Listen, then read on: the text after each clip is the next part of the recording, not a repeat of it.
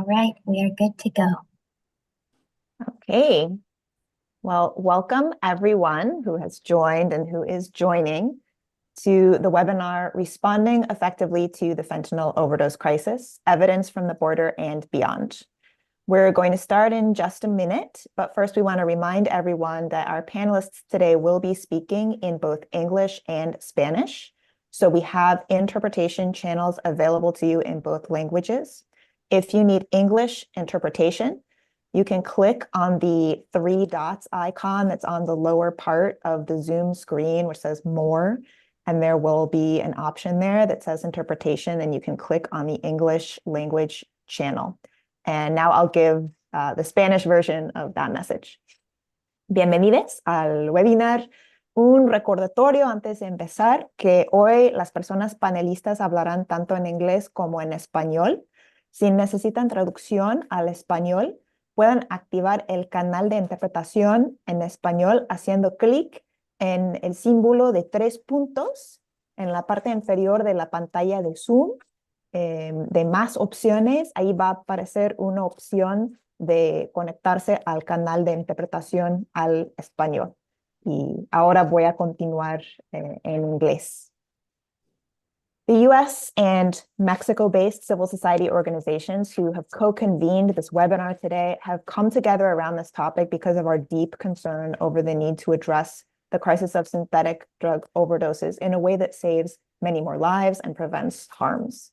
And that requires two things, implementing actions that are effective, that do save lives, and secondly, avoiding policy reactions that are ineffective and in fact counterproductive or harmful. And that may sound very obvious, but we see more need than ever to have this discussion today. Decades of evidence demonstrate that the war on drugs model of drug policy centered on prohibition of drug use, on criminalization, on law enforcement actions, including beyond US borders, in an effort to stop drugs from entering the United States, is not only a failed model when it comes to reducing problematic drug use, but a model that causes profound harms in the US and abroad. Mexico is a paradigmatic example. Prohibition has increased the profits, the power, and the corrupting ability of organized criminal organizations that traffic illicit drugs. And nearly 2 decades after Mexico's government sought to tackle these groups through large-scale military deployment, homicide rates have tripled, tens of thousands of people have been disappeared, and the population continues to face extortion and violence. And meanwhile, the prohibition model, far from preventing the proliferation of drugs, has instead favored the development of drugs that are ever easier to smuggle and traffic, fentanyl being a key example. Yet, despite these demonstrated failures over the past few years, perhaps this year in particular, we've seen, amid very justified concerns, of course, over overdose deaths, we've seen policy reactions and heard proposals that double down on the same old paradigms of painting this problem as something to be stopped by using law enforcement to stop the flow of drugs. We've heard everything from calls for US military action in Mexico as a supposed response to the overdose crisis. We've heard claims that migrants are bringing fentanyl into the country and therefore migration crackdowns are needed. And these are responses that presents an image of being tough on the problem or that seek to make foreign actors the key enemy or the key intervention point in the problem. And yet these are the same flawed paradigms we already know don't offer hope of tackling this crisis in a meaningful way and that cause other harms. So that's why today we're going to hear from experts on both the US and the Mexico side, who are going to explain in concrete terms both what these failed paradigms look like on the ground right now and what types of policies and interventions are in fact effective. We're going to talk about the border region. We're going to talk about policies within the US, as well as experiences of colleagues in Mexico who are working day to day to save lives. So without further ado, I will hand off the microphone to our moderator for today's panel, Daniel Noroña of Amnesty International USA, so we can hear initial presentations from our guests.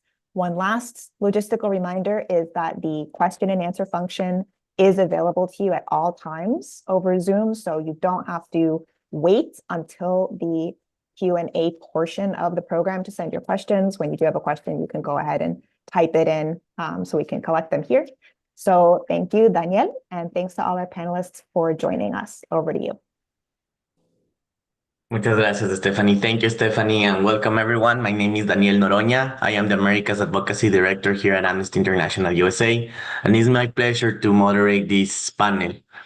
A few housekeeping issues before we begin. Each moderator is going to have 8 minutes, up to 8 minutes to present their part, their specific issue, and afterwards we will have a section for questions. Please use the Q&A mechanism to put in any questions that you serve. And now I will have the pleasure to introduce our esteemed panel, which I think is very ample and I think is very professional and is gonna drive us to a very interesting conversation this afternoon. First of all, I want to present Sanjo Tree. Sanjo Tree is a fellow at the Institute of Policing Studies, where he has directed his drug policy project since 1998.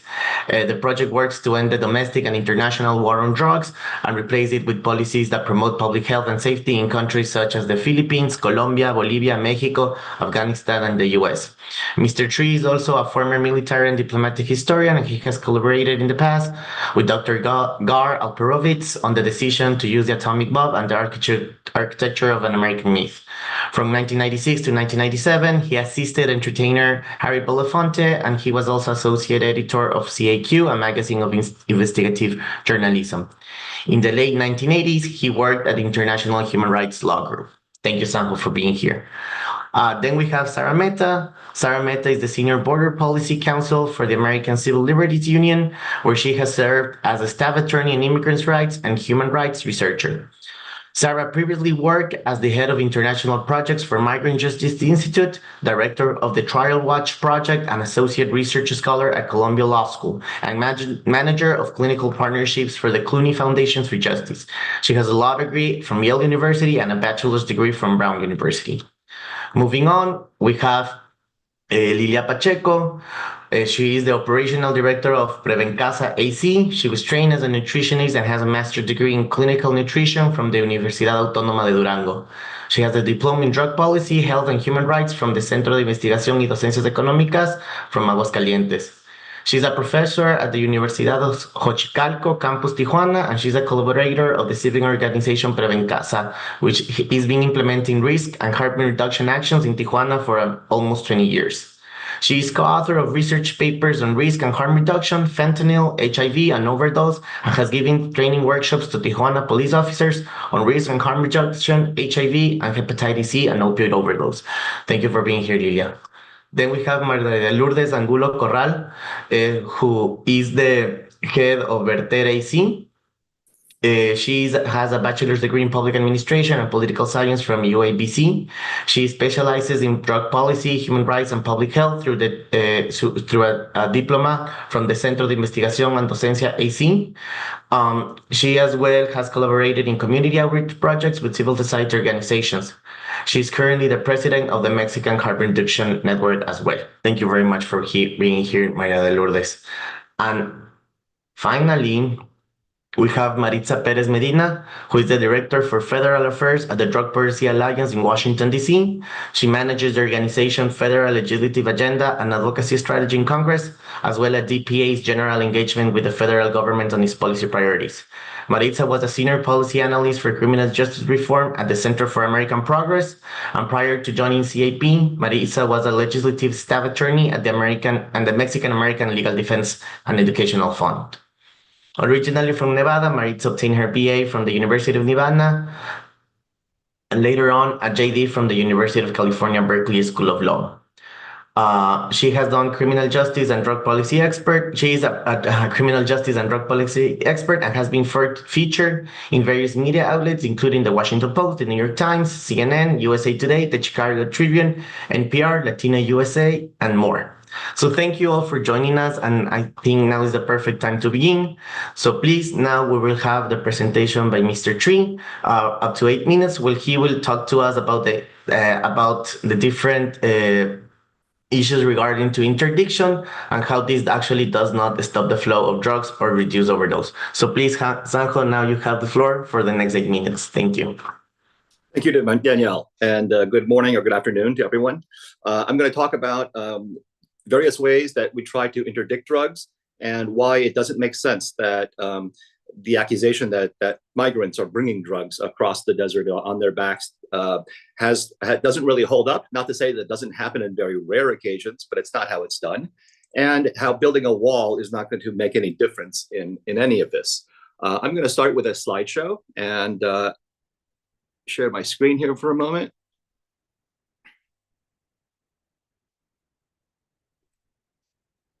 Okay. Can you all see my screen? Great. So there are many ways to get drugs across the border. This is the old fence that was built pre-Trump era, but the traffickers found many countermeasures to this. The most obvious one was to build a ramp. They've been using them since Roman times, since the siege of Masada, for instance. It's very easy to build a ramp and move people as well as vehicles over it. They also tried Roman era technology. This is a catapult or a trebuchet where they can launch big packages of drugs over the wall. And this catapult is actually bolted directly onto the wall itself. You see this string where the traffickers pull down on the string, it brings the arm down, and they place their drugs on it, and it flings it right over the wall. Then Donald Trump decided to build a wall. This was his theme from his 2016 campaign. He built a small portion of wall, but take a close look at this image. This is called a bollard wall. It's not a solid wall because you can't build a solid structure in the desert because of flash floods, sand dunes, and small migratory animals and such. But if you look closely at the back there, notice the gaps in between these bollards. It's about 4 inches wide. And it's very easy for drug traffickers to have a very simple countermeasure to this, which is simply to make the drug packages 3.5 inches wide and literally hand unlimited amounts of drugs through the wall if they chose to do that. There are other ways. If you've been to big stadiums or sports events, you've seen T-shirt cannons where they fire T-shirts and other things into the audience. The traffickers have adapted this to much larger scale.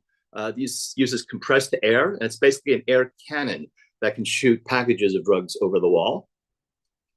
This is a much larger version built into a van. And you can see some of the drug packages being loaded onto the cannon. Again, these bales of drugs are very large, so it's not difficult to shoot quite a bit over the wall. Next, they can also go under the wall. Tunneling technology has been around for a very long time, and these tunnels can be very sophisticated with their own electricity, rail systems, ventilation, drainage. They even have cisterns to catch the water because some of these tunnels are underneath the water table. And they're, again, once you have the electric rails set up, you can move drugs around the clock, almost an unlimited amount of drugs. You're limited only by how much you can conceal in a warehouse on each side of the border and move trucks out without attracting too much suspicion. But you can see notice the size of the packages here. Again, very narrow, a little bit more narrow, and you can literally hand it through the Trump wall. This was a tunnel found in Tijuana in about 2011. They found 40 tons of marijuana on the Mexican side waiting to come through. So that gives you some sense of the scale of what they're able to move. And of course, if you move drugs north, you can easily repatriate cash south, as well as smuggle weapons and ammunition south. Then there's the sea route. These are semi-submersibles. There are many different types of so-called narco submarines. This one is designed to stay mostly underwater, but the conning tower is above the water. That allows the crew to get air and to navigate. These can carry anywhere from 4 tons to 12 tons of drugs. And they're very, very sophisticated. Many of them are now crossing the Atlantic Ocean, going to Europe. But many of them are used from the western coast of Colombia and Ecuador to move drugs up to Central America, or sometimes on the Atlantic coast as well. This is a faster version of the semi-submersible. And just to give you a sense of scale, you can see how massive these things can get. And they're basically made of fiberglass or carbon fiber. And more recent years, they found actual proper submarines that were custom built for drug trafficking that can dive up to 50 feet below water. See, these are much harder to detect and much more sophisticated. And you can see the anatomy of a drug submarine and typically what goes inside one. It's not luxurious. Very often they don't even have bathrooms. So it smells like diesel fuel and excrement, basically. Very unpleasant smuggling. There's a great blog called Covert Shores by a guy named H.I. Sutton that gets into some of these narco subs, as well as drones. Then there's also narco torpedoes. They can be either bolted directly underneath a larger freighter, for instance, so that when you go into port, unless you send divers underwater, you're not going to find these things. They can also be towed by a cable behind a vessel. And then if they're stopped at sea, they can release the cable and the cargo, it floats away. And if there's a coded signal so that it raises a buoy that gives a coded signal for the location so that the follow-on smuggling vessel can then retrieve the package. And so the police find nothing.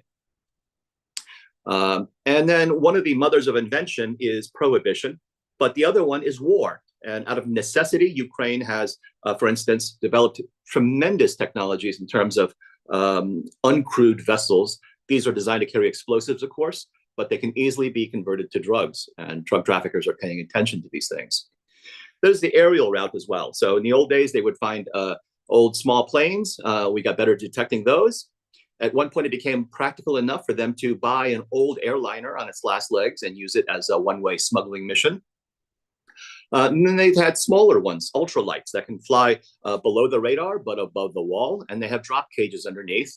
And when they cross the border, and they can just pull the lever and release hundreds of pounds of drugs to their accomplice on the other side of the border. And then there's drone technology. This is the one we commonly think of, a small drone carrying small amounts of drugs. This one has crashed. But the new drones are much, much, much more powerful. This one is designed to carry 500 pounds and can fly for half an hour. China is developing a commercial drone that can carry 1 ton for about 180 miles. So from Washington, D.C. To New York, for instance. And then Donald Trump has also said flying cars would be part of his vision for cities of the future. His tech billionaires are really plugging the idea of modern futuristic cities with flying cars. Well, once these flying cars are commonplace, and they're already adopted in places like Dubai and other markets, they can be used to shuttle people and drugs back and forth over the wall very easily. And then coming down the line, 20-ton payload drones China is developing. And some of these are, again, the cartels are ones that can afford them. And in the future, we have these kinds of things. It's already happening. These technologies to move people and large, heavy items over short distances. And again, you can see what the Ukrainians have done in terms of drones and technology. And then finally, there's the last week, Reuters put out a very good investigation of drugs and how they're smuggled. The precursor chemicals for fentanyl, they found that I used to think that they were smuggled into ports in Mexico to manufacture the fentanyl there. But in fact, much of it is coming into the United States first in small packages that are duty-free. So when you buy these small things from Temu and other places, it's easy to smuggle. And then they go into airplanes and they pass through customs without much inspection. And then they are smuggled to Mexico because we don't really inspect cargo going southbound. So for all those reasons, this is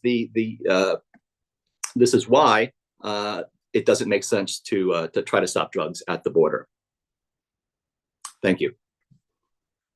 Thank you very much, San Juan. And I think it's very opening on how actually the cartels are working to get all of this material inside the continent, inside the country, my mistake. So now I have the pleasure to introduce Sarah from ACLU. So please, Sarah, go ahead. You have 8 minutes. And she will go on to the solutions to border issues that are better than the current policies or the ones that are being proposed. Go ahead, Sarah. Thank you, Danielle. Just building on what Sanho has already shared, this latest round of the war on drugs risks making some of the very same errors, as previous iterations, doubling down on punitive and expensive models of interdiction and deterrence, but failing to address the real public health and treatment needs in our communities. I know my colleague Maritza is going to share more on effective solutions, so I want to talk about the damaging policy linkage between fentanyl trafficking and migration and the harm to American border communities when it's only enforcement-only approaches that are pursued. At this point, we know that numerous reports, including a very recent one from the U.S. Sentencing Commission, have shown that fentanyl trafficking is not tied to immigration. Over 80% of individuals associated with a fentanyl seizure in the United States are U.S. citizens. Only 0.02% of those arrested by Border Patrol for crossing without authorization had any fentanyl whatsoever on them. But most federal policies and proposals to address fentanyl trafficking continue to focus on border enforcement, coupling drug interdiction with expansive border policing, surveillance, and enforcement that hurts not only arriving immigrants and asylum seekers, but also our border community residents.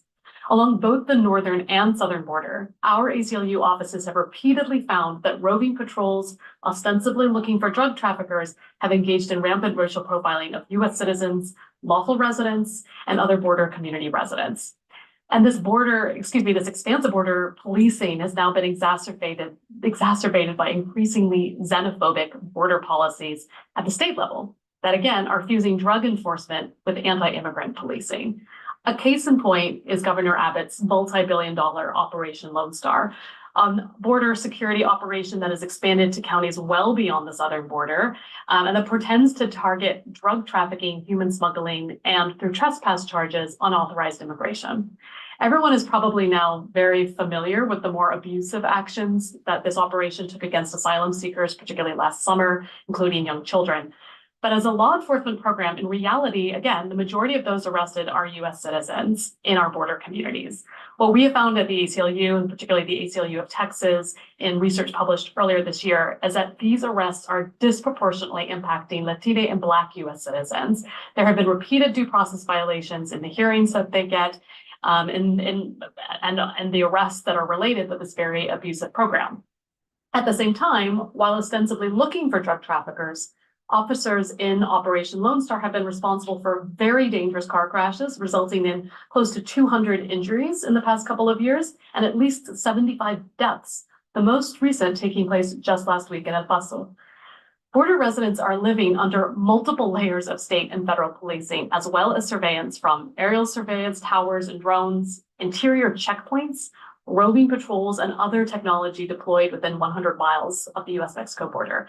But this policing does nothing to address the real needs of those communities, particularly access to health and real treatment. The Rio Grande Valley in Texas, for example, is one of the poorest regions in the U.S., with some of the worst health indicators in the country and rising substance abuse rates. But they are flooded with border policing and not treatment resources. This is not a sustainable or a healthy way to be protecting our communities. Our work across the United States has shown repeatedly that policies that focus on arrests and prosecutions for drug use and trafficking consistently hurt communities of color and still fail to deter drug use. Instead, they do deter treatment. Research has honestly repeatedly shown that the most common reason people give for not calling emergency services during an overdose is that fear of prosecution and police involvement. Now, just a final cautionary tale on expanding border technology to identify drugs. First, as Sanho already noted, the drug packages will just continue to get smaller and harder to detect, probably at a rate much faster than the technology can accommodate. At the same time, much of the technology used by Border Patrol to deter drug trafficking and unauthorized migration, again, these aerial surveillance towers, drones, other examples exist too, they cover huge swaths of the interior of the United States with very little oversight on their expansion and their use. Just at the southwest border alone, there are 19 million people who live in that border zone and are subject to this growing and incessant surveillance. At the ACLU, our most recent report on checkpoints and abortion access also shows that, we've been trying to recommend very strict limits on the use, collection, and retention of data that is pulled in by that sweeping border technology deployed, again, 100 miles from the US international border. And at ports of entry, meanwhile, the federal government has repeatedly experimented with highly invasive and exploratory technologies, things like facial recognition, justified in the name of border security, that has then expanded well into the interior of the United States, raising very significant privacy and civil liberties concerns, just like drones, for example, which started with CBP along the border and have now been employed routinely by police within the interior of the United States. Before giving yet another massive influx of funds to CBP for border policing and surveillance, without considering its effectiveness or the cost borne by Americans living in these border communities, without critical oversight and accountability, we need to invest in policies and solutions that actually address the very serious problems of fentanyl and other drug-related deaths. Our communities are not made safer by heightened policing and militarization, and they deserve the long overdue investment in public health and community-based resources. Thank you. I'll leave it at that. Thank you so much, Sarah. And I think you're touching on very specific things that really drive us to the next speaker, to Maritza from DPA, where she will just talk to us about the evidence-based public health approaches to the drug crisis in the country. So please, Maritza, when you're ready, you have the floor for 8 minutes. Thank you very much. Yes, thank you so much. Yeah, I definitely want to talk about the evidence-based policy solutions that we know work. But first, I want to start off by saying that this is such a critical conversation because we really need to delink immigration and fentanyl trafficking to avoid entrenching harm in our communities, harms like building out the drug war apparatus and immigration enforcement. You all know that this is a false narrative, but it's a prominent one. And it will create real harm now and in the future. Before I dig into the solutions, I also wanted to say a little bit more about supply side interdictions. We've talked a little bit about why these strategies fail, but I think it's really important to illustrate exactly how these strategies fail. And one way to do that is by looking at the current overdose crisis that we're in. This is actually the fourth wave of the opioid overdose crisis that started with prescription drugs. When law enforcement went after prescription drugs, folks had to turn to the street supply of heroin. When there was a crackdown on heroin, people then turned to fentanyl. Crackdowns on fentanyl and then fentanyl analogs even have now led to this fourth wave where we're seeing new drugs pop up in the illicit supply. So we see fentanyl, but also opioids and non-opioids alike that are popping up in this supply. But this makes sense because this is the iron law of prohibition playing out. The stronger the enforcement, the stronger the drug. Supply side interdiction strategies have never and will never successfully thwart drugs from entering the US illicit drug supply. As long as there is a market for illicit drugs, supply will meet the demand. And to be clear, we're already investing enormous sums of money into enforcement, particularly into CBP, Customs and Border Protection, to really find needles in a haystack. The reality is that the illicit drug market is an industry that's worth hundreds of billions of dollars, and law enforcement at the border is only interdicting a very small sliver of that. It's an inefficient use of resources, particularly when those resources could better focus on more effective strategies, like building up public health and economic infrastructure, not just at border communities, but really across the country. We also know that there are millions of people who cross the southern border every year, and the vast majority do not bring fentanyl into this country. What we know is that more money for border enforcement actually just means that more citizens, Black and brown citizens in particular, and immigrants who are crossing the border legally will be subjected to harassment. And of course, there is this added layer of privacy and surveillance concerns that comes with the introduction of drug scanning machines that will never keep up with the innovative ways that drug traffickers, or I should say the drug manufacturers, are bringing substances into the US. And it's also important to just share a little bit more about generally the many harms of criminalization.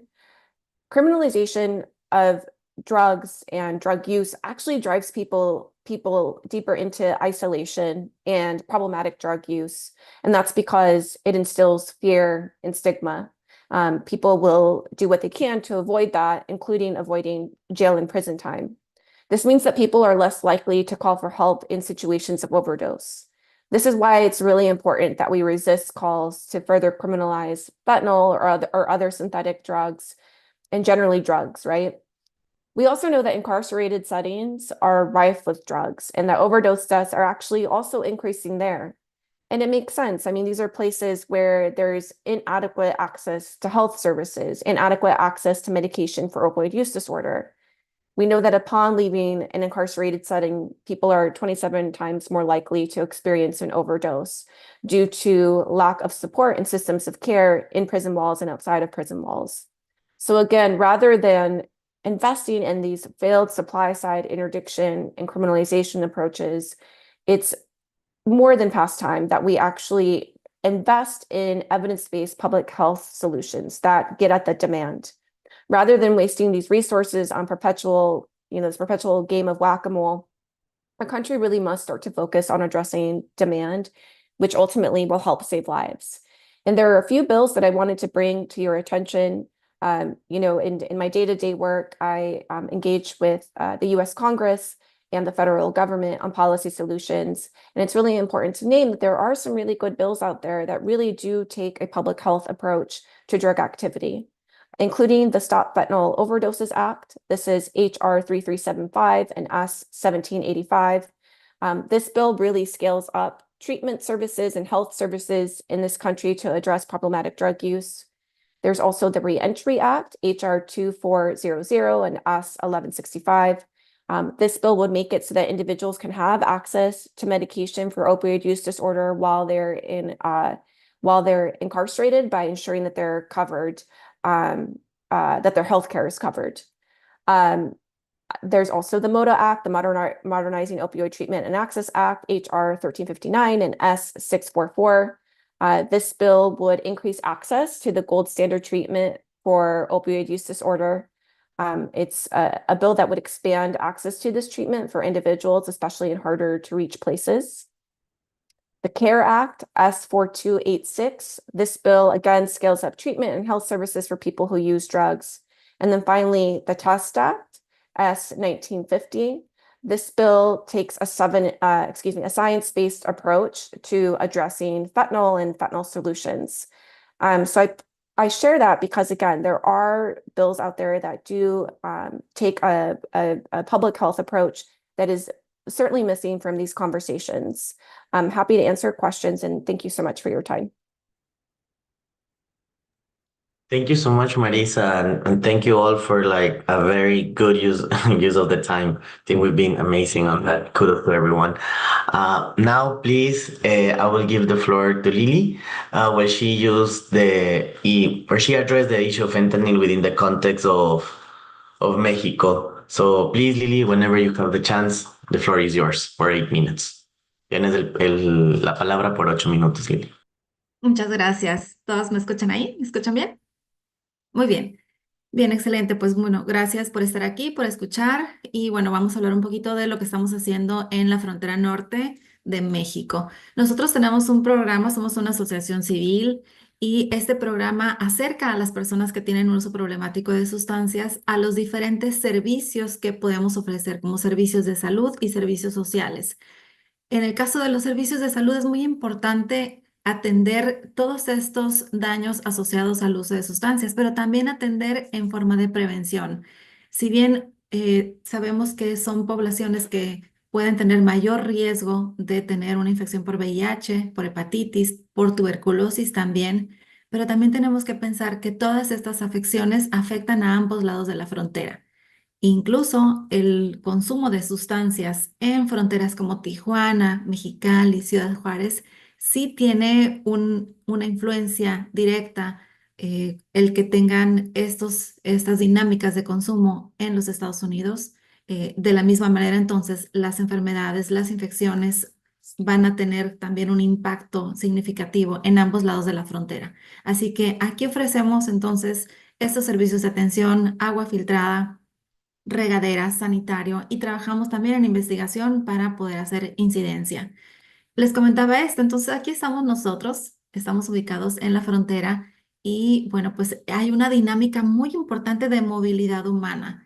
Somos una ruta de destino, pero también una ruta de tránsito para aquellas poblaciones que quieran cruzar a los Estados Unidos para conseguir y buscar este sueño americano.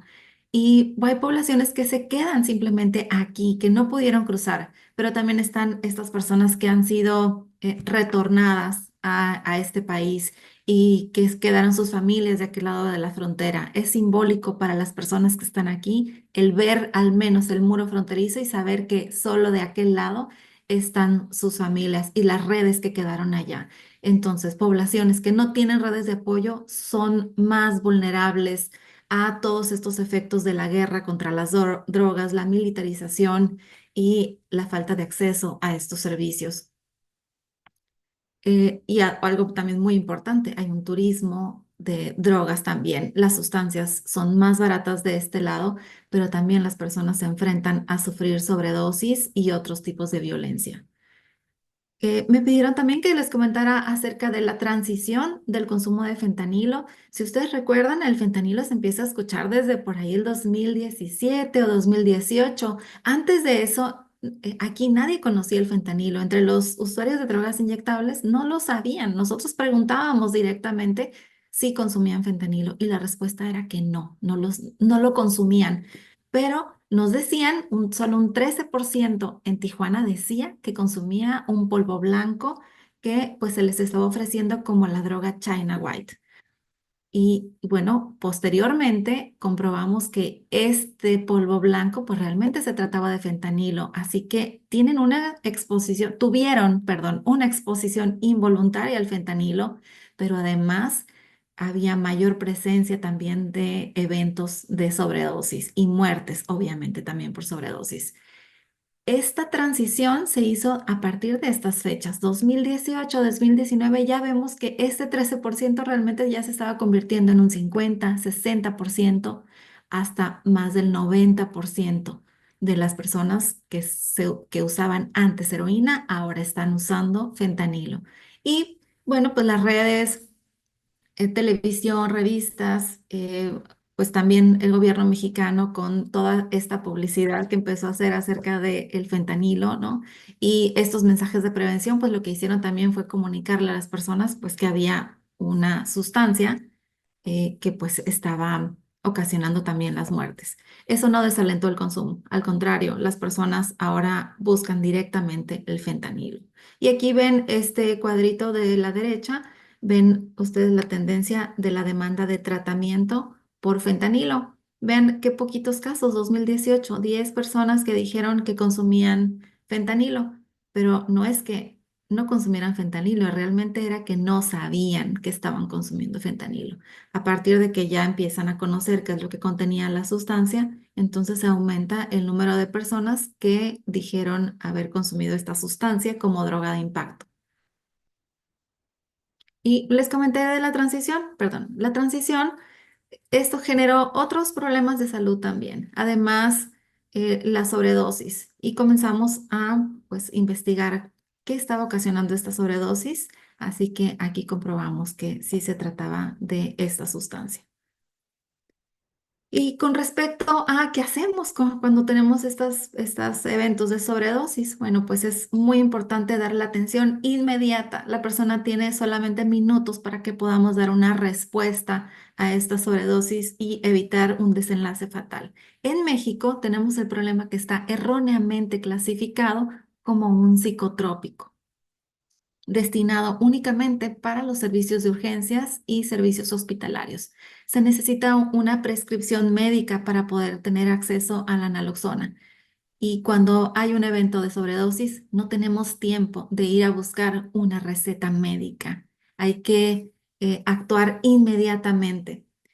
Así que aquí es urgente mejorar el acceso a la naloxona. Esta comunicación y estas redes que tenemos también con organizaciones en los Estados Unidos ha hecho que nosotros podamos tener también disponible la naloxona para poder actuar y prevenir estas muertes.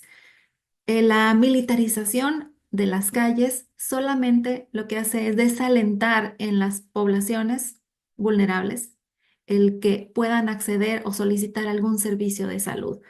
hace que se rezaguen las personas, hace que se limite su tránsito por la ciudad y el que pueda solicitar apoyo para poder tratar algún problema de salud o bien para adquirir un kit de reducción de daños que contiene materiales estériles para evitar entonces la transmisión de infecciones y para que también puedan tener el acceso a la naloxona y ellos puedan actuar. Aquí está cómo se ve, ¿no? Una persona que pues no había tenido atención de servicios de salud, cómo va evolucionando, pues cómo impacta en su salud este tipo de abscesos o lesiones y vean cómo se ve cuando podemos acercarle los servicios de salud y cuidar estas heridas, estas lesiones. Así que la militarización es barrera para el acceso a los servicios de salud. Aumenta también el uso problemático de sustancias y aumenta los riesgos de sobredosis y de otros problemas de salud. Hay que colaborar, colaboremos todos juntos para garantizar el derecho a la salud de todas las personas. Hay que fortalecer esta respuesta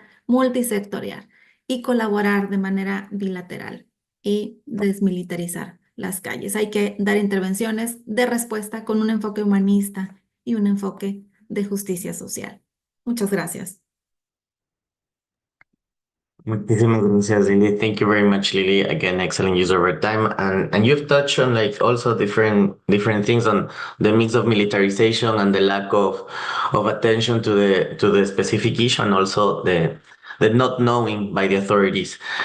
Now, if you allow me, I will give the floor to Lourdes to please discuss on what is the harm reduction services and how have you been tackling on this situation in Mexicali and in Tijuana. So please, Lourdes, now you have the floor for the next 8 minutes. Thank you. Hola, buenos días, muchas gracias. Voy a compartir pantalla.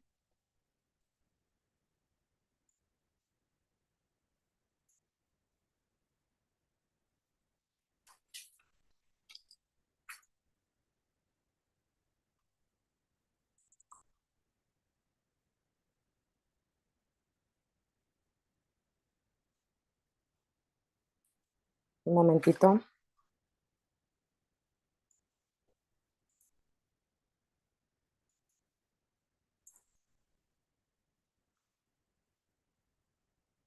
Muy bien, tengo problemas para compartir mi pantalla. Voy a platicarles sobre el tema que quería presentarles. Voy a hablar sobre los servicios de reducción de daños en la frontera norte de México, en Mexicali y Tijuana.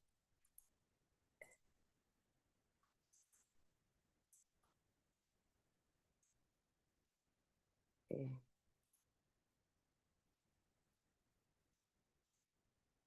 ¿Están viendo mi pantalla? No. No, Lourdes. Está bien. Un momentito. Bueno, nuestros programas, tanto en Mexicali como en Tijuana, lo trabajamos a través del modelo de atención a las drogas, ¿no? Centrado en la no discriminación a las personas, trabajar con las personas sin juzgarlas, centrando el trabajo sin coaccionarlas, discriminarlas o exigirles que dejen de consumir. Básicamente, nos apegamos a la definición de reducción de daños, ¿no?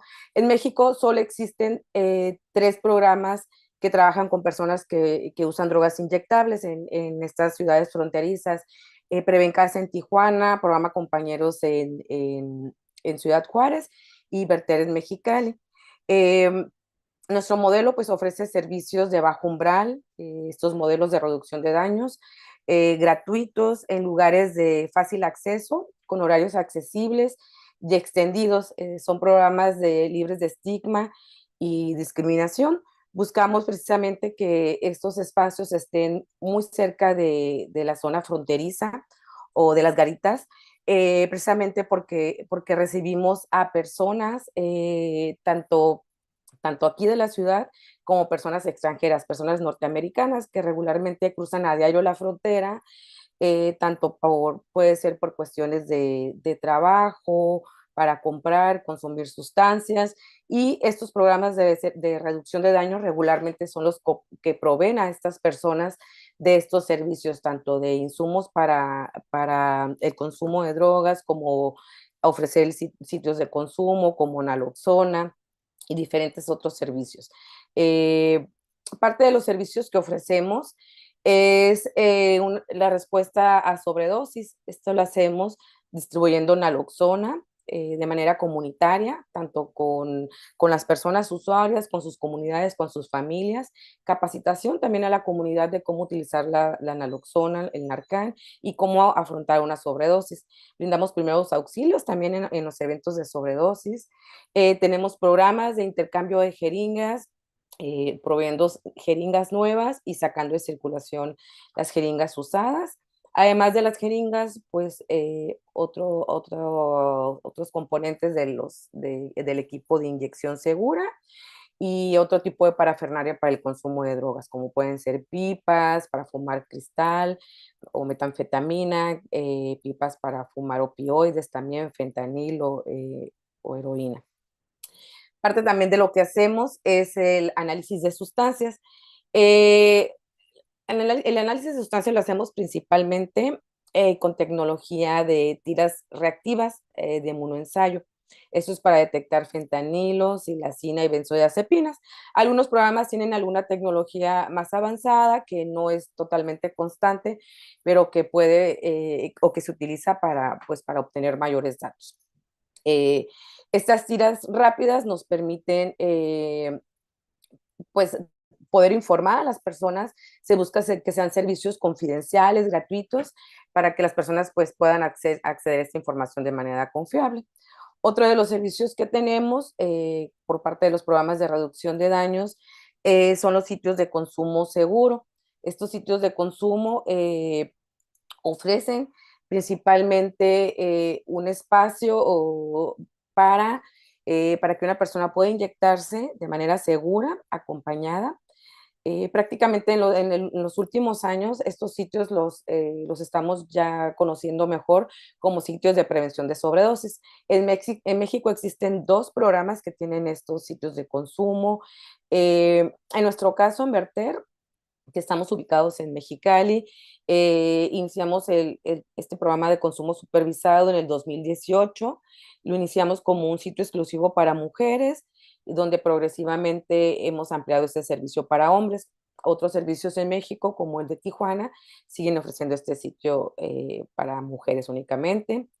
Hasta la fecha, en la sala, en nuestro sitio de consumo, hemos tenido aproximadamente 2.300 ingresos y hemos reportado aproximadamente 40 sobredosis. Es importante reconocer que las sobredosis van a ocurrir en estos sitios de consumo. Finalmente es un espacio acompañado y supervisado, donde si ocurre una sobredosis es la forma más, o el espacio, es un espacio controlado, donde se puede atender a la persona inmediatamente en segundos. Y con esto, pues tenemos varias opciones para poder revertir esta sobredosis.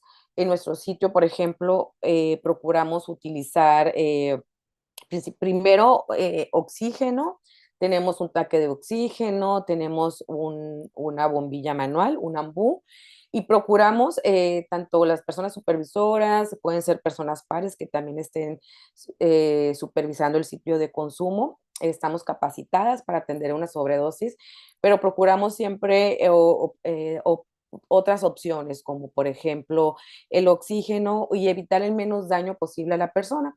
Si en cuestión de minutos la persona no reacciona, pues vamos a aplicar la naloxona y hablar a los servicios de emergencia. Es importante mencionar que acá en México los servicios de emergencia regularmente no acuden a los llamados de cuando se avisa que está ocurriendo una sobredosis por el consumo de sustancias. Siempre con nuestras comunidades les estamos recordando que no tienen que mencionar que está ocurriendo una sobredosis. Les decimos, tienes que decir que la persona simplemente está dejando de respirar, que no sabes qué está pasando, pero hay, por este estigma y criminalización que existe hacia el consumo, pues evita que los programas de emergencia pues lleguen en algunas ocasiones. Sin embargo, cuando tenemos estas sobredosis en los sitios de consumo, pues vamos a poder atenderlas en cuestión de segundos y vamos a, con esto, disminuir cualquier riesgo a una muerte por sobredosis. Las salas de consumo o sitios de prevención de sobredosis, además de prevenir las muertes, de ofrecer un sitio para que las personas, las mujeres puedan inyectarse. Se ofrecen, digamos, es un gancho o se promocionan otros servicios, por ejemplo, servicios como de salud sexual, de salud reproductiva, otros servicios de salud para las personas, como que puedan acceder al tratamiento de VIH, hepatitis C, y con esto hacer las vinculaciones a los servicios de salud. Y básicamente esto es muy importante, esta experiencia que hemos tenido en México con los sitios de consumo y nuestra experiencia con los programas comunitarios de atención a las drogas, pues nos ha permitido tener un acercamiento con las comunidades, que proveerles de servicios y de insumos y pues con esto garantizar el acceso a la salud de las personas. Muchas gracias. Muchísimas gracias, Lourdes. Thank you very much, Lourdes. I think you touch on something, and I think it's worrisome, the issue of stigma, the stigmatization that is happening with several groups of people, and how this affects the care that they can receive. So now we're going to go into the question sections. We have actually a lot of questions that have been put there by the audience, and I want to go to the first one that I see, Sanjo, that you have already answered, but I think that it could be an opportunity for the rest of the panelists to answer as well. The one of the attendants stated that many experts have speculated that the recent decrease in overdoses is actually a result of successful interdiction. How can you comment on this specific like policy result as has been stipulated by authorities? Is it a success? Is a success because of interdiction, or like it's just like they got lucky this time? Sanjo, I don't know if you want to increase a little bit your answer, and Maritza or anyone else who would like to respond on this. Sanko, please. I've already typed my answer in the replies, but it's important to note that it's too early, number one, to draw definitive conclusions. This is just the last month we're hearing about this data, last month or two. But even if there is some attribution to interdiction, what the Reuters investigation last week shows is that those precursor chemicals are first arriving in the United States, then being smuggled to Mexico. And if you want to seal off that border completely, they'll simply move manufacturing to the United States or Canada or anywhere else in the world. Unlike heroin or marijuana or cocaine, they don't need farmers, they don't need land, they don't need farms. They only need a room somewhere. And there are lots of rooms in Mexico, lots of rooms in the US, Canada, anywhere you want. That's where they'll make it next. Thank you. Marisa? Yes, thank you. This is a really good question. And as Sanjo said, the truth of the matter is that these are, this is very early data that we're getting. So it's hard to make any real determinations. But what I will say is that we have seen across the country in the US expanded access to health services like medication for opioid use disorder, and also harm reduction services that address the needs of people who use drugs. But we're also seeing a shift in the drug supply. So we're seeing things like xylazine, for example, pop up in combination with fentanyl in the US drug supply. And we know that this combination actually staves off opioid withdrawals. So users may consume less fentanyl throughout the day. We also know that there are other substances that are less potent than fentanyl that are being combined with fentanyl. And I apologize if you guys are hearing my dog bark in the background. Okay, that's good. He's very animated. There's another dog walking by. But the truth of the matter is it's just too early to tell. A lot has happened since we first started to get at problematic drug use, including the fact that since 2020, like the pandemic isn't what it used to be. So people aren't using it in isolation anymore. There's a lot of different factors, but it's too early to tell. But there could be a lot of different factors that are shaping the decreasing overdose deaths in the US. Thank you. And yet I think that's something that really moves on the conversation, and I should also pay attention for policymakers to actually be more mindful of this issue. We have a second question that I think is important, and for one of our attendees stated that seeing that opioid addiction is a long-term recovery issue, after the Spanish Civil War, for example, the person states that Spain started to give morphine for free for drugstores for people who actually need it. Do these type of policies could be an alternative for the current crisis that we're living in? I know Sanjo, you already answered this, but I don't know if Sara, Lilia, Lourdes, or Maritza would like to address this question as well. Please, Lilia. Sí, sí. Estas intervenciones que realmente pues lo que están haciendo es disminuir riesgos y además pues puede incrementar la mejora de la calidad de vida de las personas con un uso problemático de sustancias. Si bien la reducción de daños no está persiguiendo necesariamente la abstinencia, hay muchas personas que al final de cuentas, una vez que se acercan a recibir estos insumos, estos kits, entonces son las personas que podrían solicitar el servicio de tratamiento. Así que sí, gobierno debería de centrarse también en implementar las estrategias, pero también voltear a ver a las organizaciones civiles, a los que trabajamos con base comunitaria, con fácil acceso para las personas. Como ahorita lo mencionó Lourdes de Mexicali, ella dijo, nuestras intervenciones son de baja barrera, ¿sí? Son de fácil acceso, porque también además tenemos la confianza de la comunidad. Así que sí, ofrecer esos insumos, pero también creemos que ofrecer un tratamiento alternativo, una sustitución o mantenimiento con opioides, para que las personas que decidan continuar en un consumo de opioides lo puedan hacer, pero de una manera más segura, y con mejor salud, pues para ellos.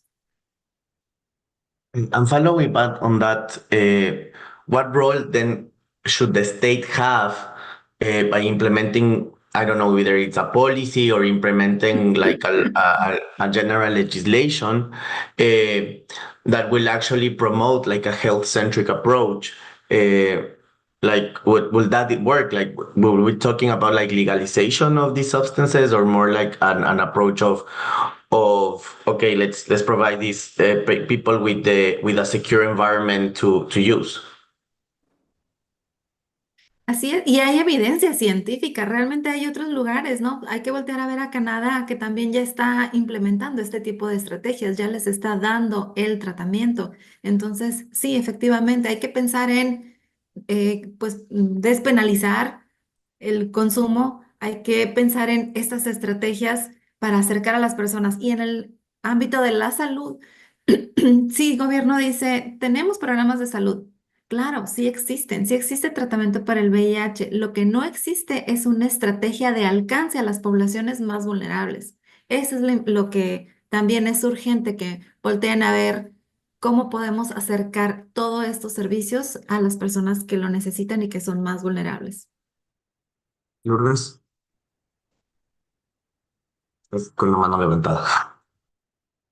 Sí, también creo que, bueno, además de lo que mencionó ya Lili, el dejar de criminalizar a las personas usuarias, dejar de criminalizar el consumo en México, bueno, y así como en muchos países de América Latina, la criminalización hacia las personas usuarias, hacia el consumo, es muy grave, tanto a nivel gubernamental, en los programas o en los servicios de salud, que criminalizan a las personas y con esto disminuye la probabilidad de que las personas puedan acceder a este recurso, a estos servicios. En México, las organizaciones no tenemos recurso del gobierno o recursos económicos para hacer reducción de daños. Lo hacemos a través de recursos internacionales y recursos privados.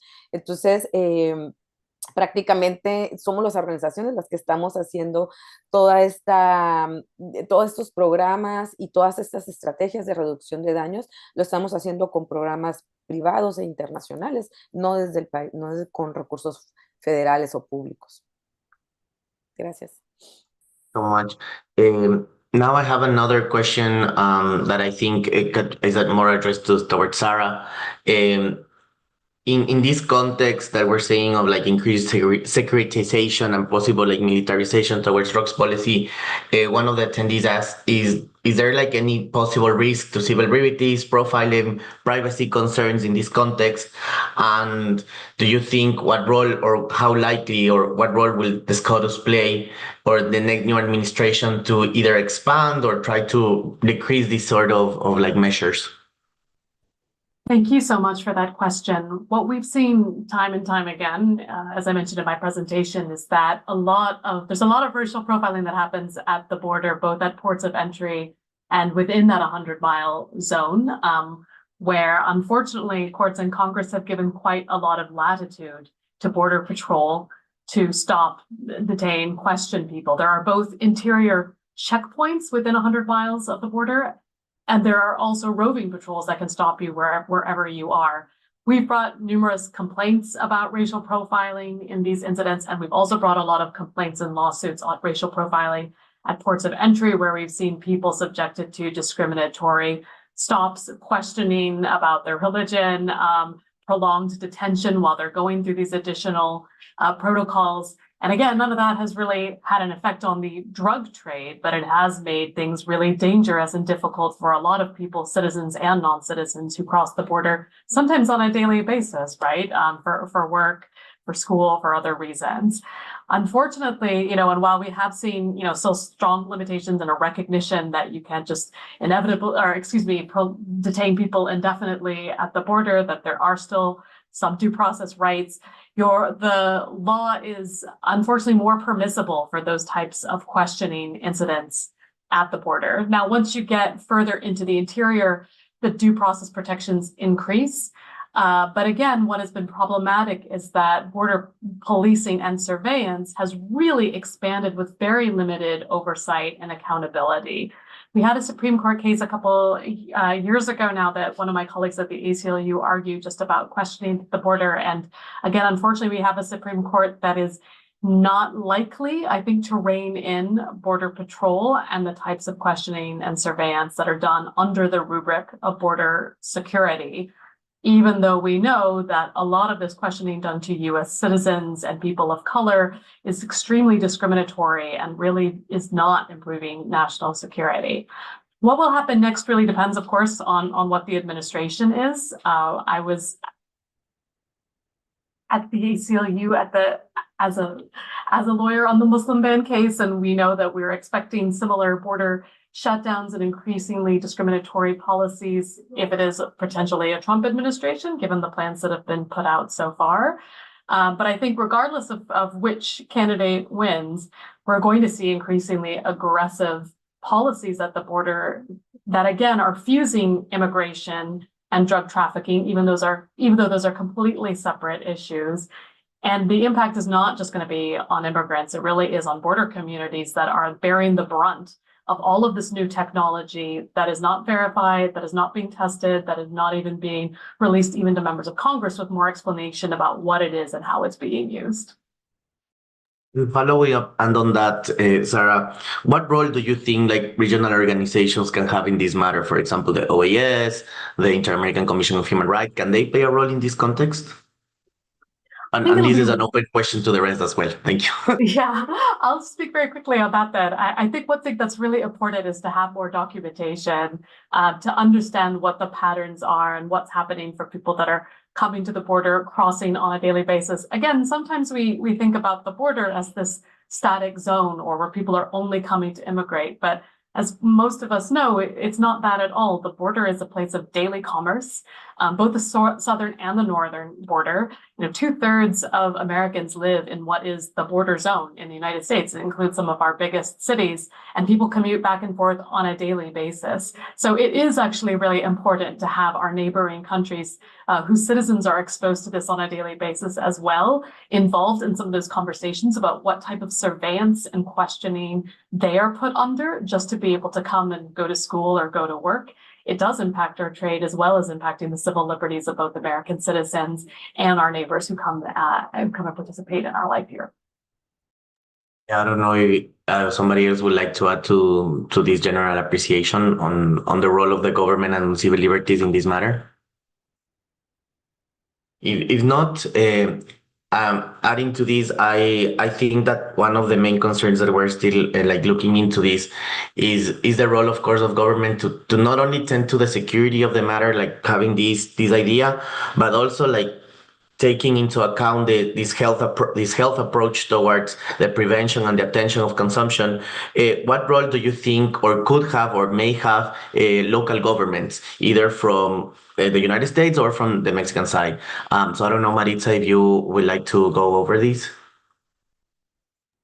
Yeah, the government really does need to step up on the public health side of things. For far too long, we've had an over investment in criminalization and enforcement approaches, I think at the expense of real public health solutions.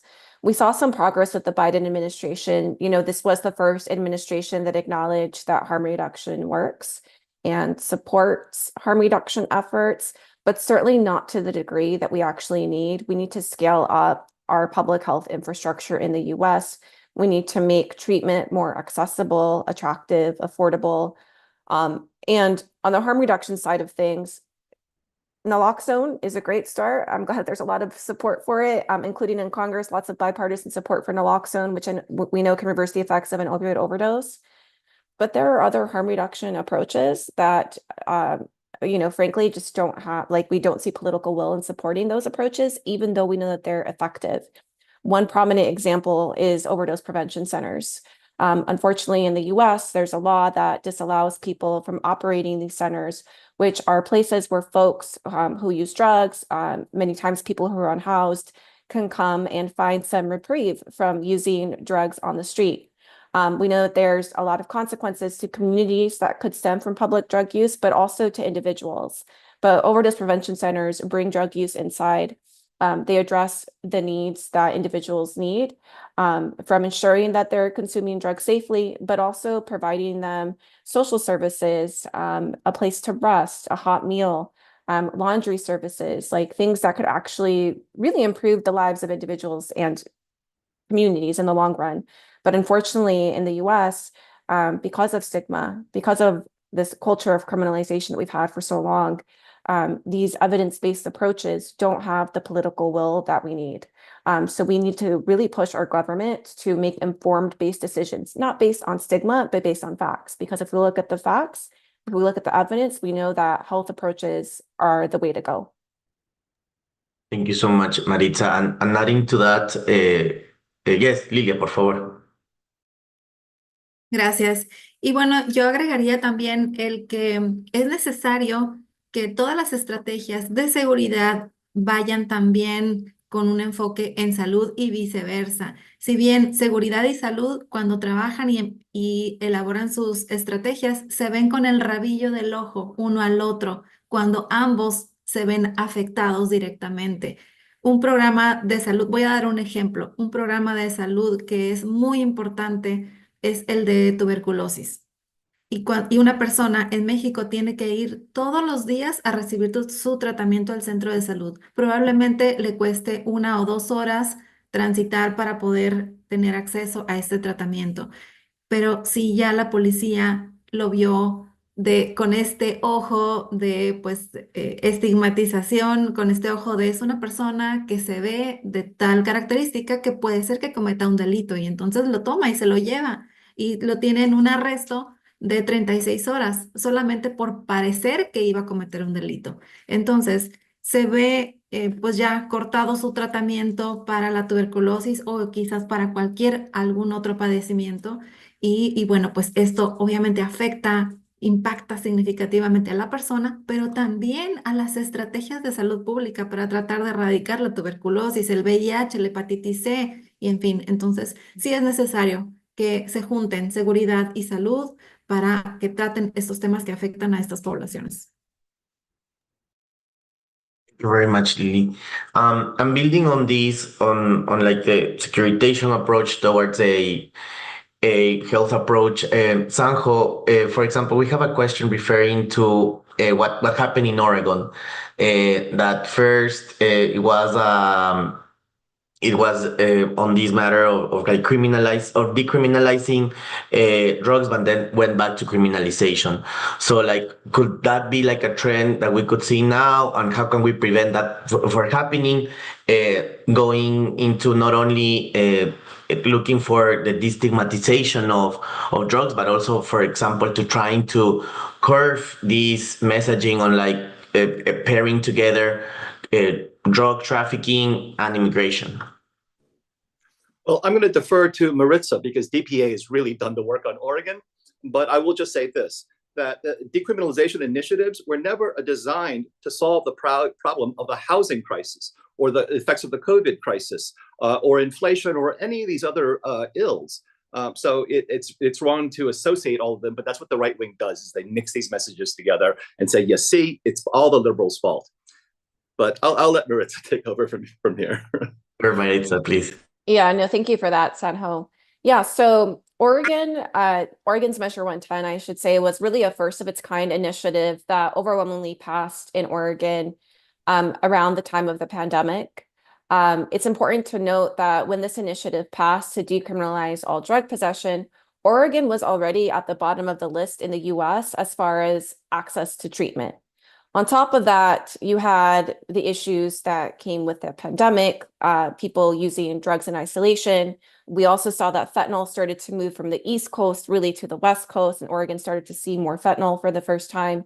And then, yes, there's also this struggle with inaffordable housing. So all of this, was a perfect storm, unfortunately, of creating what people saw as public disorder. And unfortunately, drug decriminalization really did take the brunt of what are other issues, primarily in access to social services, affordable housing, and treatment. That said, what Oregon did was still pretty, not just historic, but transformational for Oregon. That measure also reinvested cannabis revenue into treatment. So it actually allowed Oregon to build up its health services and treatment for people. And that just wasn't there before. In fact, it reinvested $300 million from the legal marijuana market there into treatment options. But unfortunately, people didn't give it the time to succeed. And again, this goes back to political will and stigma, where it was easy to blame a certain population, a certain initiative for these other outstanding factors. The Drug Policy Alliance has a really great resource on Oregon if you're wanting to explore more about that initiative. And I'm actually going to link it here in the Q&A function. Thank you so much, Maritza. And I think building on this, what I'm hearing repeatedly is the stigmatization. We're growing into this stigmatization, whether it's for drug users or migrants. And I think that's one of the main issues. So Sarah, I wanted to ask you, to counter this stigmatization, do you think that there is a role with any federal entity that could tackle this and actually provide either policies or provide a general conversation, a national conversation on this matter? Will that be DHS, or we can think about other federal entity, taking into account also that one of the greatest debts that the United States have is that it still doesn't have a human rights national institution, which is something that Amnesty USA have always been reminding. But please, I don't know if you can answer that specific part of the question. Oh, thank you, Daniel. I think it would be helpful if the Department of Homeland Security and its subcomponents were making very clear that a lot of what is happening in terms of drug trafficking is, again, not about immigration. It's primarily not about migrants. 80 to 90% of the arrests and seizures made that involve, as I said earlier, U.S. citizens, not non-citizens coming in. I do think there is increased awareness of that from many members of Congress. But at the same time, as I was saying in my presentation, we've consistently seen the migration issues fused with drug trafficking, so that you have, for example, the so-called bipartisan border bill that has been reintroduced again in May, has been a subject of much conversation over the last year, and which Vice President Kamala Harris has committed to bringing up again and signing into law if she's elected. That bill is really an anti-asylum bill. It's an anti-immigration bill. It removes access to asylum for the majority of people who are coming. It increases immigration detention, but it's been called the border bill. And what it also includes is a lot more money for Customs and Border Protection to go after drug traffickers. And again, those two issues really never needed to be folded in together and fused. But unfortunately, the conversation has really taken over so that consistently we hear these things coming together where you need both alleged border security that includes stopping unauthorized immigration as well as stopping drug trafficking. And unfortunately, that has tended to increase this harmful stereotyping of immigrants. Just to point back to my home state of Texas once again, this has been really problematic in what we've seen, even, beyond Operation Lone Star, which I mentioned in my remarks. Governor Abbott has recently required, hospitals to report on people that are coming to receive care to see what type of immigration status they have. So again, just to go back to some of the earlier questions that you raised, Daniel, people who are undocumented or even who are documented and have lawful status but are immigrants will be kind of terrified to go and ask for help at a hospital, not knowing what immigration consequences they or a loved one will face if they do so. And again, a lot of the rhetoric we're hearing from state officials about going after immigrants has been fused with, we need to secure the border, go after drug traffickers, and stop people from coming to our country. Even though those things are not actually together. It would be helpful if the Department of Homeland Security was more clear about that, but we also need state and local leaders as well to be clear that immigrants are coming to our country and contributing to our economy. They're contributing to our families and our communities. They're not coming here bringing drugs. And so long as we keep that security framework, we have both a very dangerous situation from a public health perspective and an increasingly dangerous xenophobic one from a community relations and immigration perspective. Thank you very much, Sarah. And adding to that, and I will want to give now the floor to Lilia or Lourdes. On your side, like from the Mexican side, do you think that there is like the possibility of also like of also having the opportunity of destigmatizing the situation, like what federal entity could be in charge of this, and generally, what would you think this new administration, the Sheinbaum presidency, will look like in terms of overdosing, of drug treatment, and what do you think will happen in the future? So I don't know, Lily, Lourdes, whoever wants to begin. Va. Sí, pues con la nueva administración, realmente o personalmente creo que la política no va a cambiar, la política nacional. Desafortunadamente en los últimos años hemos tenido una política que si bien sí reconoce las estrategias de reducción de daño como estrategias para abordar el consumo de sustancias, finalmente sigue habiendo esta criminalización de la que ya hablaba hacia el consumo y hacia las personas consumidoras. La estrategia nacional se centra mucho en la abstinencia y prácticamente las campañas de comunicación en México criminaliza el consumo. Esta campaña nacional que aborda el tema del consumo de drogas, criminaliza el consumo, criminaliza a las personas, no ve más allá de la abstinencia. Entonces, creo que debe haber mayor voluntad política. Esperemos que sí haya una mayor voluntad política en este nuevo sexenio. Esperemos que las instituciones como del área de la salud, por ejemplo, que puedan también abordar el tema de la reducción de daños. En México, la atención al consumo de sustancias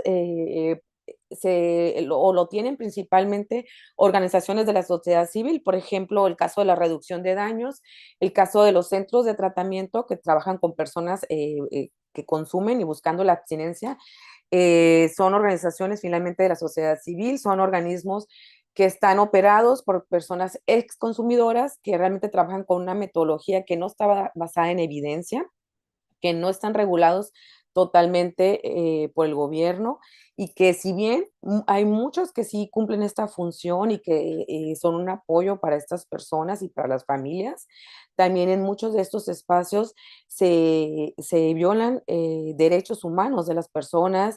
Estas personas son llevadas en contra de su voluntad, tanto por familias como por las mismas, en algunos casos, en algunas ciudades, como por policías municipales que tienen convenios con los gobiernos estatales y para sacar o quitar de las calles a las personas usuarias, lo que hacen es detenerlas, llevarlas a estos centros en contra de su voluntad y tenerlos ahí por más de 3 meses, ¿no? Buscando una abstinencia forzada que obviamente no va a funcionar, que las personas cuando salen pues van a volver a consumir y va a tener mayores riesgos a su salud, como más propensos a que tengan una sobredosis por el tiempo que estuvieron en abstinencia forzada.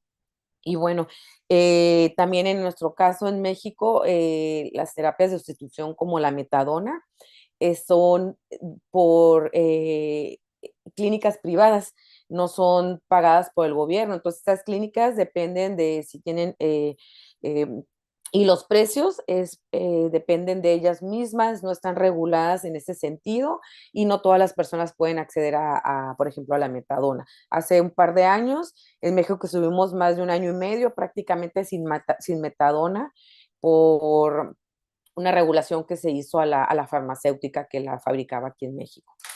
Y bueno, ese sería mi... Thank you, Lourdes. And Lily, for you to answer and building on this question, uh, what would you like need as civil society organizations for actually for improving your services and for continuing them? What would be like your urgent needs? Ujú. Bien, primero respondiendo y agregando un poco a lo que dijo Lourdes, siempre una narrativa de un líder siempre va a influir en las decisiones de todos los actores institucionales. Una institución de salud o de seguridad va a ejercer sus intervenciones siempre pensando en qué dijo el presidente, qué dijo la actual presidente, ¿no? Entonces, nosotros sí pediríamos entonces que cualquier narrativa siempre sea con este enfoque basado en salud, derechos humanos y reducción de daños. Así que, pues, el lenguaje importa y las narrativas importan. Y lo que nosotras como organizaciones civiles hemos hecho durante años es tratar de impulsar, generar y educar a nuestras autoridades sanitarias y de seguridad. Nosotras como organizaciones seguiremos impulsando esto, seguiremos luchando para que se cambien estas narrativas, pero además para reducir este estigma. Las autoridades tendrían que educar a sus instituciones, educar al personal, pero además debería de haber alguna sanción para aquellas personas que no cumplan con estas normativas del respeto a los derechos humanos y de además que del trato que sea adecuado, un trato humano y evitar estas miradas, estos malos tratos a las personas, ¿no? Entonces, como organizaciones, sí tendríamos que continuar en esta lucha y buscar siempre, pues, alianzas, ¿no? Con Estados Unidos, con Canadá y con aquellos países en los que, pues, también ya se ha generado evidencia y con esto, pues, tratar de incidir en políticas públicas. Thank you so much. We're still on time, so I think we have time for one more question. And this question is come from users that says that in British Columbia, they have seen a consistent declining rates of retention in opioid agonist treatment due to available medications not being able to compete with fentanyl. Is this also occurring in the US and Mexico? And are you finding that opioid agonist treatment is becoming less effective for people who are addicted to fentanyl or synthetic opioids? So I don't know if either Sanjo, Maritza, or anyone would like to answer to this specific one. Sarah, or Lily, or Lourdes. In general, like, do you think that availability to other sort of treatments or other sort of non-opioid treatments could help reduce then the addiction of opioid treatments in the country in general? Lilia, sí, por favor. Sí. Bueno, es que al principio no había comprendido bien la pregunta, pero sí, sí, en el caso de los medicamentos, bueno, ¿cómo reducir esta adicción, no? Este uso de sustancias. Este sería como para otro webinar de quizás un poquito más de tiempo, porque sí se tienen que trabajar en políticas de prevención, de educación, pero también siempre pensando en las poblaciones que ya están siendo afectadas por el consumo y siempre ofrecerles todas estas alternativas. Si hay personas que si bien no puedan dejar de consumir, sí tendríamos que, pues, ofrecerles estas opciones de atención, ¿sí? ¿Por qué no puede dejar de consumir? ¿Hay alguna situación que no está siendo atendida? ¿Es porque no tiene hogar? ¿Es porque no tiene un trabajo? Entonces vayamos a ofrecer estas otras alternativas si realmente lo que sí quisiera es abandonar o reducir sus consumos. Y luego ofrecer también estos otros tratamientos, ¿no? Ya sea, había mencionado, mantenimiento con opioides, porque una metadona sigue siendo también un opioide, nada más que es un opioide legal y es un opioide que le permitiría a la persona tener mayor funcionalidad. Eh, y otros fármacos que también se necesitan en México y que no están todavía autorizados, ¿no? Sabemos que, por ejemplo, Canadá ya tiene mayor disponibilidad de alguno de estos fármacos y en donde es el mismo gobierno y organizaciones civiles que trabajan en conjunto para poder ofrecer estas alternativas. Entonces, sí, todavía tenemos muchas tareas, tanto México como Estados Unidos tenemos muchas tareas pendientes para lograr, pues, tener comunidades más sanas, pero con mayor respeto también a los derechos de cada uno. Thank you so much, Lilia.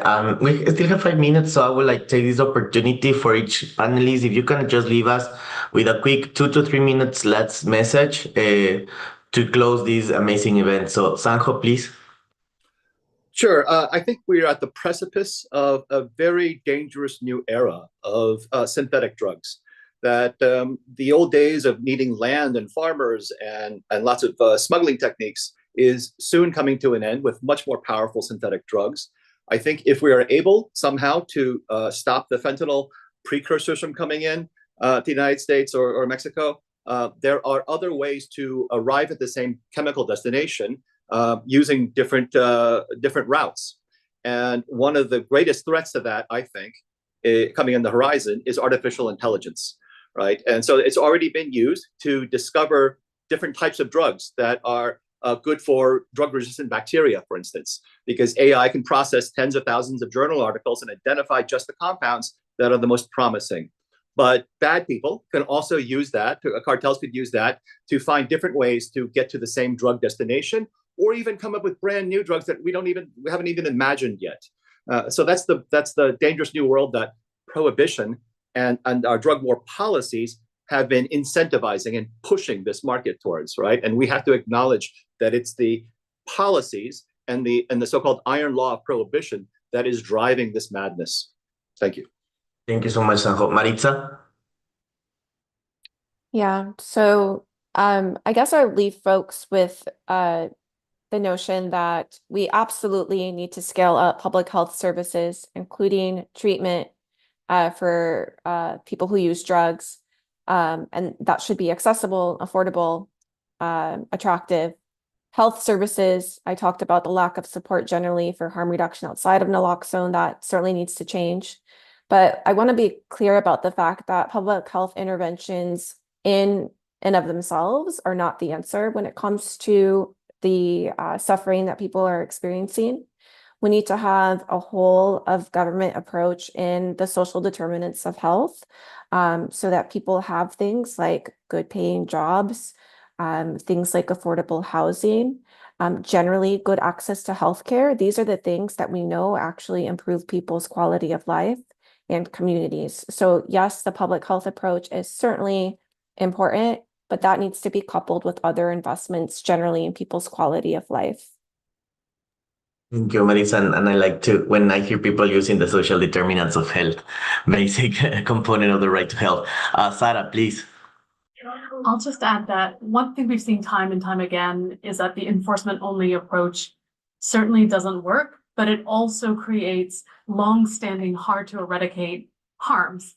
We have seen how this really discriminatory policing with excessive sentencing, with the scapegoating of people of color as well as immigrants has been really hard to de-establish once it's been put into place. And that impacts not just people at the border, at ports of entry when they're traveling, but again, millions of people that are living under this expansive border surveillance that has been justified, as a sort of war on drugs and border security framework, but again, has real harms to the civil rights and civil liberties of people who are living in this zone with diminished rights just because of where they live. Thank you very much, Sarah. I think that's important again to remind ourselves of the civil risk that we're having. Lourdes? Un mensaje final que quieras compartir. Gracias. Sí, pues coincido que es muy importante abordar el tema del consumo de sustancias como un tema de salud, de derechos humanos.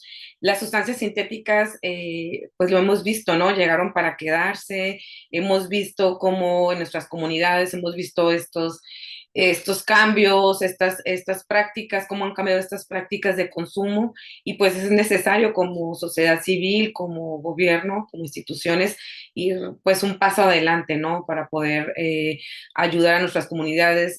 Los programas de reducción de daños, creo que buscamos ir un paso adelante, pero es muy difícil con estas políticas prohibicionistas, sin recursos económicos. Es muy difícil estar a la vanguardia, poder tener el material necesario, los recursos necesarios para atender a nuestras comunidades.